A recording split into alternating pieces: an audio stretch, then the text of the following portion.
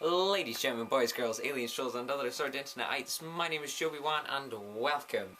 So I suppose this is technically a Joby vlog. It's a Sunday video, and it's not me playing a game. So I suppose it is pretty much a Joby vlog. But what I decided to do was, if you're new around here, which you're probably not, if you are new around here, you'll catch on quickly that my channel is part gaming and part vlogging, so I'm gonna smoosh them all together. It's nasty. And this video is the resultant smooshy goop. So this is a gaming vlog thing, countdown list, majigger. Because I know you gobble that crap up. So, as you probably read the title here, outside the video or on my palm, this video is the top 5 gaming peripherals in my opinion. There are plenty and plenty of weird and wacky ones, but these are just my favourites. If you disagree with me, or if you like the ones that I've chosen, or if you think there are any that I would like that I've forgotten, put them down here where my feet should be and I will read them and I will respond to them. I'm not going to edit the video to include your suggestions, but I might mention you at a later date. This is a new thing that I'm doing. My favourite comment that I see down below, I will read it out at the end of next week's video. Next week's video, of course, is the Q&A, so if you have any questions for me at all, leave them on Twitter, Facebook, Google+, in the comments, blah-de-blah, on Tumblr, wherever you would like. All of the links are in the description below. So without further ado, let's get started, shall we, at number 5. Number 5 is something that nowadays wouldn't be considered a peripheral, but back in 1990-something, in the late 90s, probably before I was born, Nintendo released the Rumble Pack add-on for the N64 controller. This was a small box that would plug into the back of your controller. It came with Lilac Wars or Star Fox 64, and it would make your controller rumble. And obviously, in modern controllers and stuff, these are all built in. But for the time, it was absolutely revolutionary, and it completely changed the face of how we make games and how we make controllers. And so I think it deserves to be on this list, just for its sheer influence, and also so you think, I kind of think it was a peripheral back in the days when dinosaurs roamed the earth. So that was an old one at number 4. So that was a pretty old one at number 5, but at number 4 we have something relatively new, the Oculus Rift for PC. I love this. I love the idea of this. For those not in the know, this is a headset that you can place on, and I think you can play just about every game with it if there's a mod for it. And there are quite a few games that are being optimised for it, which is basically a virtual reality headset, and it's controlled by the motion of your head and everything. You plug it into your PC. There's a Minecraft mod for it, which works perfectly. There's a Slender mod for it, lots of horror games, for awesome, and games like that. It looks amazing, especially when combined with Razer Hydras, which are basically two Wii nunchucks, pretty much, 2 black Wii nunchucks that you use, and you can be used in conjunction with the Oculus Rift for a really good VR experience. I'm not sure whether it's the way forward just yet in terms of how we play gaming en masse, but as a distraction and as a really cool piece of tech, it deserves a number 4 slot on my list. Number 3 goes to something I've forgotten. Number 3 goes to another peripheral that came out before I was born. This is one that you don't need, but you do need if you want to play Sega Bass Fishing on the Saturn. You all know exactly what I'm talking about. It's this monstrosity of a fishing rod peripheral. And this was required to play the game, and I think it had motion sensing capabilities, which was pretty much ahead of its time.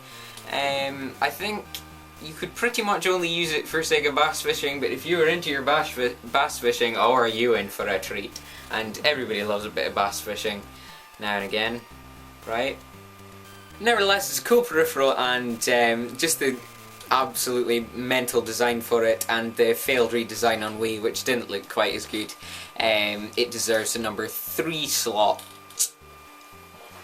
The number 2 slot will go to something that most of you maybe thought would be at number 1, and that is the Guitar Hero guitar. This isn't actually my guitar, this is my sister's guitar. I don't know where my guitar is. This was amazing.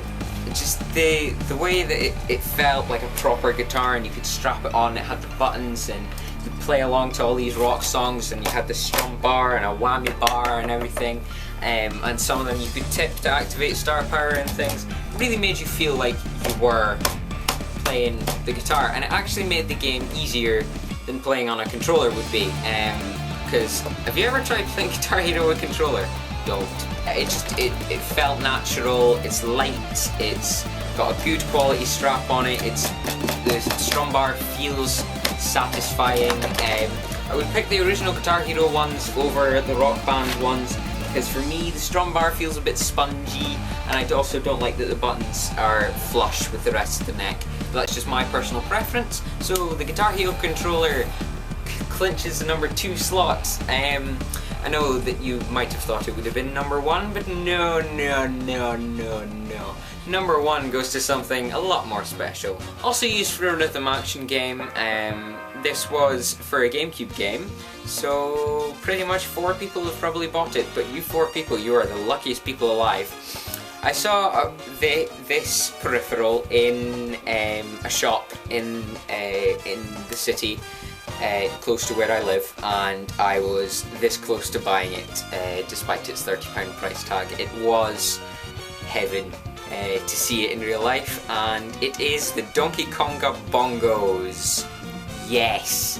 The cool thing about these were they had 2 individual drum pads, and they could also recognise when you clapped.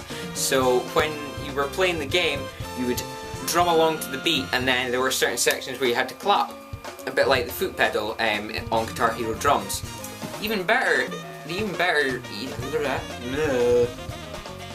What's even cooler about this is that you can actually use the controller in your Wii now, and if you're playing Virtual Console games, you can actually play a bizarre co-op mode, which I read about in Official Nintendo magazine quite a while ago.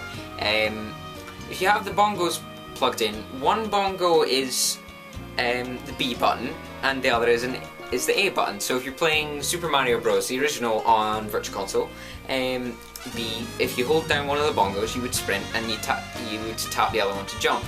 If you have somebody with a Wiimote as well, they can control Mario's movement.